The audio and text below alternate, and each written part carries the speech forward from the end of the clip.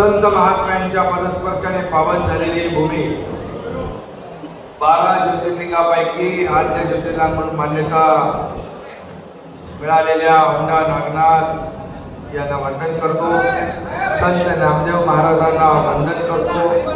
आणि आज निवडणुकीचा शेवटचा दिवस आहे, प्रचाराचा आपला शेवटचा दिवस आहे. या आपल्या महायुतीच्या लोकप्रिय उमेदवार बाबूराव कदम यांच्या प्रचार सभेला उपस्थित आपले आमदार राजू नवघरे, आमदार संतोष बांगर, आमदार बालाजी कल्याणकर, आमदार विप्लव कजोरिया, आनंद जाधव, शिवाजीराव माने, माजी खासदार मंगेश कुडाळकर, पाशा पटेल, राजू चापके, श्रीकांत पाटील, उज्ज्वलाताई तांबाळे, शिवदास गोडेवार, कांचनताई शिंदे, त्र्यंबक कदम आणि ज्यांनी आताच आपल्या महायुतीच्या उमेदवाराला पाठिंबा दिला आणि माघार घेतली ते शिवाजीराव जाधव. व्यासपीठावरील सर्व सन्माननीय मान्यवर ज्यांची नावं राहिली असतील ते सर्व या ठिकाणी उपस्थित मान्यवर आणि भर उन्हात अजून लोक येत आहेत, रस्त्याला अजून गाड्या आहेत. भर उन्हात या ठिकाणी आपण आज उपस्थित झालात.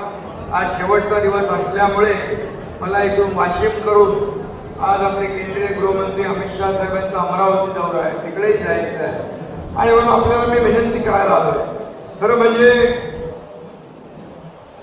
आता आपण ठरवलेला एक सर्वसामान्य कार्यकर्ता बाबूराव कदम आपल्या समोर उमेदवार म्हणून दिलेला आहे. आणि म्हणून आता सगळे म्हणतात हिंगोलीच्या विकासाचं एकच नाव बाबूराव बाबूराव बाबूराव. दुसरं आहे का काय? बाबूराव आपल्या गेले अनेक वर्ष काम करतोय आणि त्याला संधी दिलेली आहे. सर्वसामान्याला संधी देणाऱ्या बाळासाहेबांची शिवसेना आहे. आणि म्हणून जसं राजू नवघरे इथं म्हणाले की त्यांनी या भागातल्या मतदारसंघातल्या ज्या योजना आहेत, ज्या समस्या आहेत, जे प्रश्न आहेत त्याला हात घातलेला आहे. खरं म्हणजे आमदार असावा तर राजू नवघरे सारखा असावा. कारण शेवटी सरकार म्हणून आपल्याला काही मिळवायचं असतं तर त्यासाठी आपल्याला पाठपुरावा संघर्ष कधी कधी करावा लागतो. आणि त्यांनी जाहीरपणे काही पोटात एक ठेवलं नाही. मला त्यांनी प्रामाणिकपणे सांगितलं, साहेब या मतदारसंघामध्ये आमच्या ज्या काही मागण्या आहेत, समस्या आहेत, त्या आपल्याला सोडवायला पाहिजे. मी म्हणालो हे सरकार सर्वसामान्यांचं आहे, शेतकऱ्यांचं आहे, कष्टकऱ्यांचं आहे, कामगारांचं आहे, माता भगिनींचं आहे, तरुणांचं आहे. तरुणांच्या हाताला काम मिळालं पाहिजे म्हणून वसमत येथे आपण MIDC जाहीर केलेली आहे. आणि त्यामुळे MIDC होईल, रोजगार मिळेल, तरुणांच्या हाताला काम मिळेल. बरोबर ना? आणि म्हणून आज मी एवढंच सांगेन, बाबूराव हा शेतकऱ्याचा मुलगा आहे. सर्वसामान्य तुमच्यापैकी एक बाबूराव इथं उमेदवार आहे. आता सर्वसामान्य माणसाच्या घरातल्या उमेदवाराने निवडणूक लढवू नये असं काही कायदा आहे. परंतु काही जे सरंजामदार आहेत, आता मी राजूच्या घरी गेलो, त्याचं घर एकदम साधेपणाने राहतो, परंतु तुम्ही त्याला निवडून दिलं. आज विधानसभेमध्ये तुमचे प्रश्न तो मांडतो. म्हणजे शेवटी आपला हे महायुतीमध्ये जसं शिवसेना भाजपा गठबंधन होतं, मी आणि देवेंद्रजी काम करत होतो. पहिल्या दिवसापासून या राज्याच्या विकासाचा आम्ही संकल्प केला, निर्धार केला आणि शेतकऱ्यांच्या साठी सिंचन प्रकल्प मंजूर केले, अनेक योजना मंजूर केल्या. आज आपण केंद्र 6,000 रुपये, राज्य 6,000 असे 12,000 रुपये शेतकऱ्यांना देण्याचा निर्णय घेणार हे आपलं पहिलं सरकार आहे. पीक विमा योजना 1 रुपयामध्ये आपण देतो. हे सरकार आपलं शेतकऱ्यांच्या पाठीशी उभं राहणार आहे. आणि म्हणून बाबूराव पाटील, बाबूराव कदम हा जो काही या ठिकाणी आपल्याला दिलेला आहे, आपल्याला त्याला निवडून आणायचं आहे. सर्वसामान्यांच्या मनातला उमेदवार आहे. आणि म्हणून या ठिकाणी मी एवढं सांगेन, आता रात्री पाऊस पडला, अवकाळी झालं, काही ठिकाणी गारपीट पडली, बरोबर. तर जरी निवडणुका असल्या, पत्रकार बांधव इकडे आहे, निवडणुका येतात जातात, परंतु शेतकऱ्यांचं जे नुकसान झालेलं आहे ते नुकसान भरून देण्याच्या सूचना मी स्वतः सर्व अधिकाऱ्यांना दिलेल्या आहेत. आणि खऱ्या अर्थाने त्याचे पंचनामे असतील, त्यांना मोबदला असेल, नुकसान भरपाई असेल, ही आतापर्यंतच्या इतिहासामध्ये आपण शेतकऱ्यांच्या आतापर्यंत इतिहासात 15,000 कोटी रुपये नुकसान भरपाई आपण दिली. शेतकऱ्यांसाठी 35,000 कोटी रुपये विविध योजनांसाठी आपण दिले. सिंचन प्रकल्प महाविकास आघाडीत 2-4 प्रकल्प मंजूर केले होते.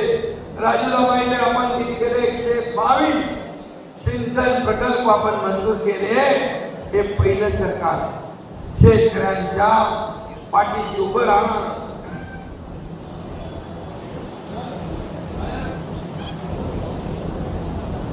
आणि म्हणून आपल्या देशाला पुढे न्यायचं असेल, देशाचा विकास करायचा असेल, आज देश गेल्या 10 वर्षात आपण पाहिलं, 50-60 वर्षामध्ये गरिबी हटावचा नारा देणारे पक्ष आपण पाहिले, पण गरिबी हटली नाही.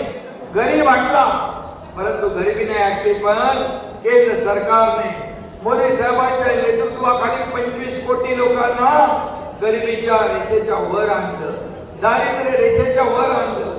आज हा फरक आहे. आज 50-60 वर्षाचे झालं नाही, ते 10 वर्षात झालं.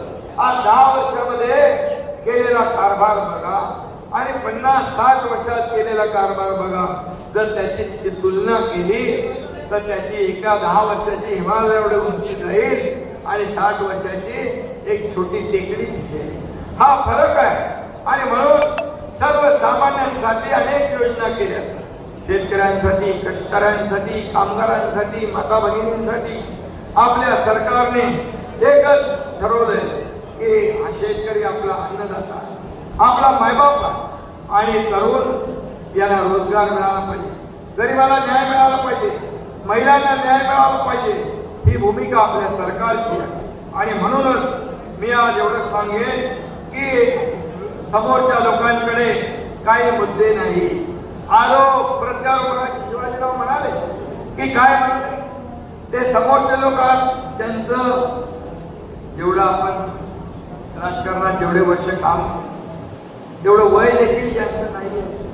ते आज भ्रमिष्ट झालेले आहेत. त्यांचं सरकार गेल्यामुळे सैरभर झाले. त्यांच्या पायाखालची वाढू सरकली आहे. तर बाप 1 नंबरी, बेटा 10 नंबरी असं काम सुरू आहे. काही आरोप शनाप आरोप करायला लागले.